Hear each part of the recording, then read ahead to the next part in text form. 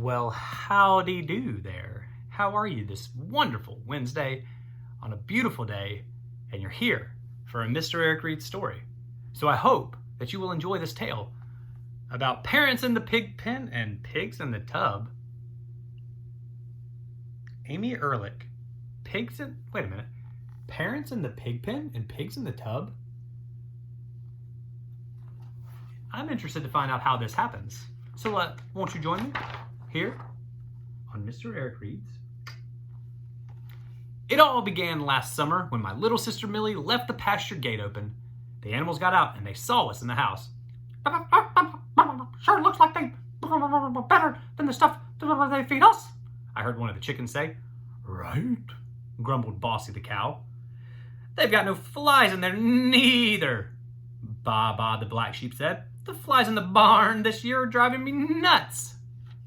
We rounded up all the animals, and the next morning Pa got up at 4 as usual. He milked Bossy and sheared the sheep and slopped the pigs and fixed the fences and harnessed the workhorses and planted the corn.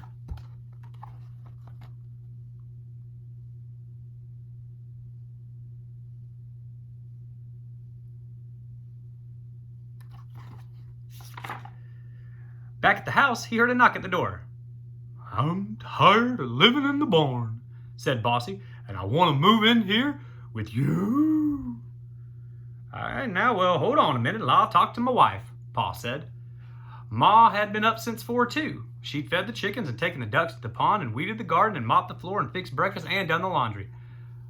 Mary, come quick, said Pa. Bossy the cow wants to move in with us. It's all right for me. What was that?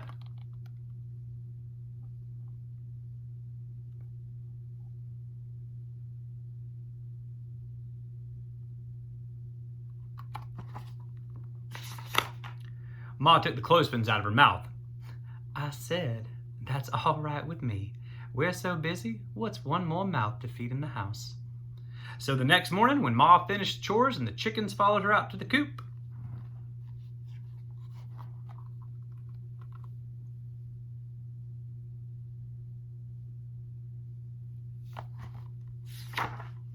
the chickens sat down with me and Willie and Billy and little Millie and banged their forks on the water glasses. We want cornflakes! We want cornflakes! We want cornflakes! They chanted. Well, I'm really sorry. All we have is shredded wheat, said Ma. We hate shredded wheat! Squawked the chickens. What's going on here anyway? Pa asked. First Bossy and now you chickens? Next thing I know, the sheep will want to move in too. You guessed it, said Ba the black sheep. And without even a by your leave, as Pa said later to Ma, Ba and the 3 cousins climbed the stairs and settled down in the guest room.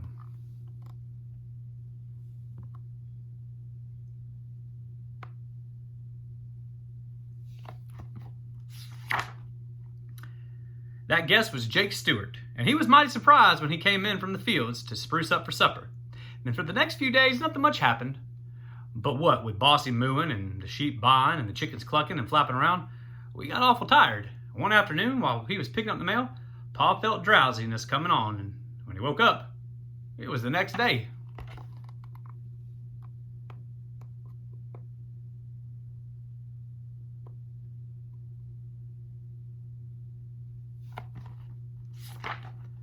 Now Ma, she fell asleep everywhere. We didn't mind it at home, but on Sundays, her snores shook the choir loft and rattled Reverend Dodge during a silent prayer. The only one in the place who slept any good was Jake Stewart. He counted sheep every night to fall asleep. Same number every night, 4 sheep.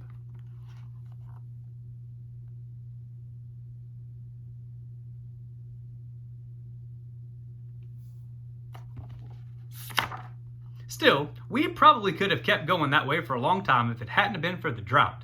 In July, no rain fell for 4 weeks straight, and the barnyard pond dried up.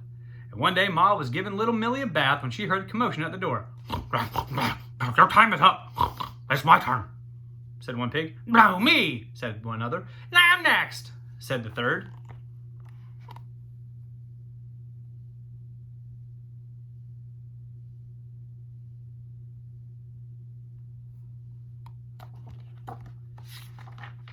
Then they all took over the bathroom at once. Ma snatched up little Millie and fled. "Calvin!" she screamed. "Calvin, come quick! The pigs are in the bathroom!" Pa was thinking about the weather, and it looked a lot like rain. "He must be deaf or something," said Buster to Spike. "Must be," said Spike to Buster. "She said the pigs are in the bathroom. Let's head for the house."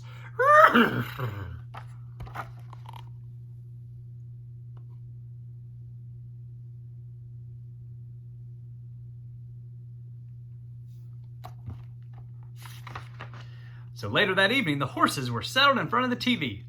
Bossy had taken over my room, and the chickens were in little Millie's, so the two of us were sleeping with the twins. Near daybreak, a dozen ducks woke us up. "Which way is the bathroom?" they demanded. Upstairs," said Willie. "But the pigs are up in there," said Billy. "We'll see about that. We'll see about that," quacked the ducks as they waddled off together.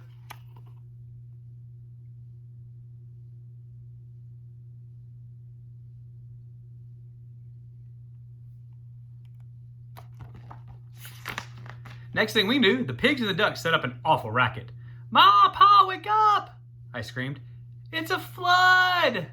Ma and Pa stumbled out of bed. "Someone left the water on," said Ma.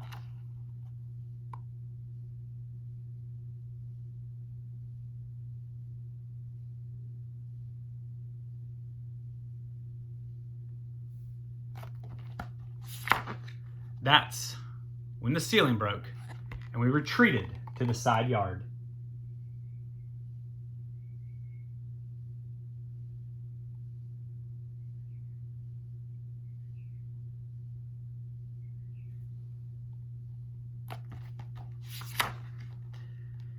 "You know, Ma, I've been thinking," I said. "Seems a shame to waste that big old empty barn." "Of course it is," Ma said. "But yesterday, Ba told me they're pleased with Jake's room and got no intention of moving." "That's right," said Pa. "Bossy the cow said the same." Not them, us," I said. "Us?" said Willie. "You mean live in the barn?" "Why not?" I answered. "If they like the house so much, let them have it."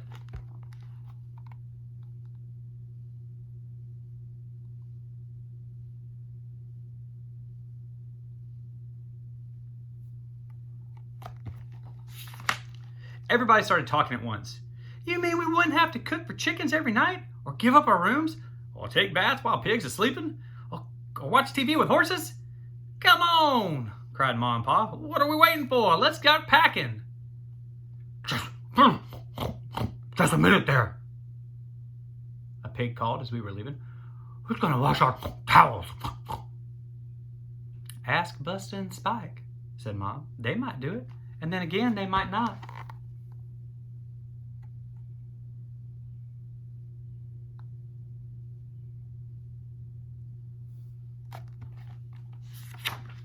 We drew straws to see who'd sleep where in our new home. Little Millie got the chicken coop, Billy and Willie got the hayloft, and I got Bossy's stall.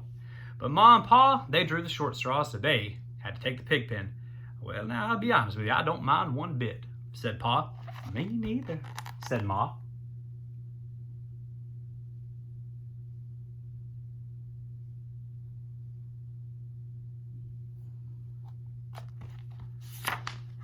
But with no animals to take care of, we could pretty much do what we wanted.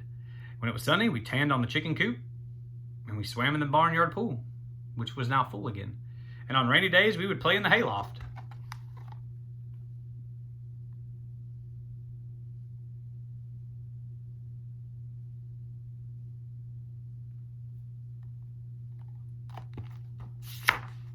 Our neighbors were pleased to visit us at the barn.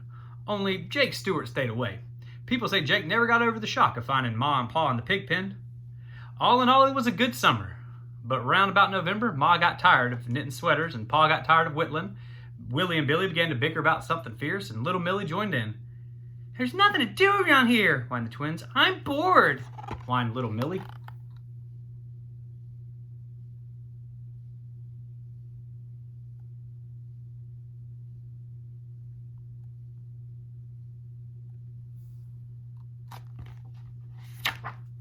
Suddenly, we heard a knock on the door. "We're lonely," said Bossy. "The house isn't the same without any people." "Well, the barn's not the same without any animals either," said Pa. "And there's no cow to milk or sheep to shear or pigs to slop or horses to harness." "And our little chickens to feed or ducks to take to water," added Mom. "We've been lonely too." Just then I had my second idea. "How about if we move back into the house and you animals move back into the barn and start acting more like animals?" "Suits us fine!" exclaimed all the animals. "Well then, it's agreed upon," declared Pa. "Praise heaven!" cried Ma. "Tomorrow's Thanksgiving. I sure am mighty thankful." Us too," squawked the chickens. "Before we move, let's celebrate the holiday together up at the house."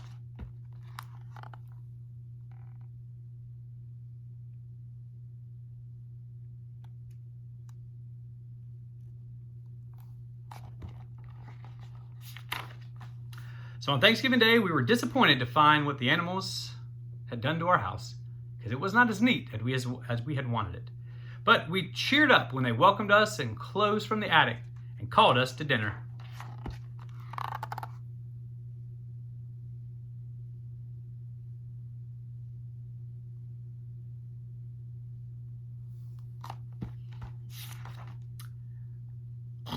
"Hope you like it well done," said the pigs.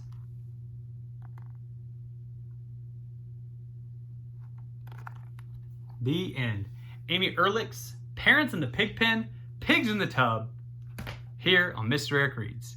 Guys, have a wonderful remainder of your Wednesday. You've got Thursday and Friday before another weekend.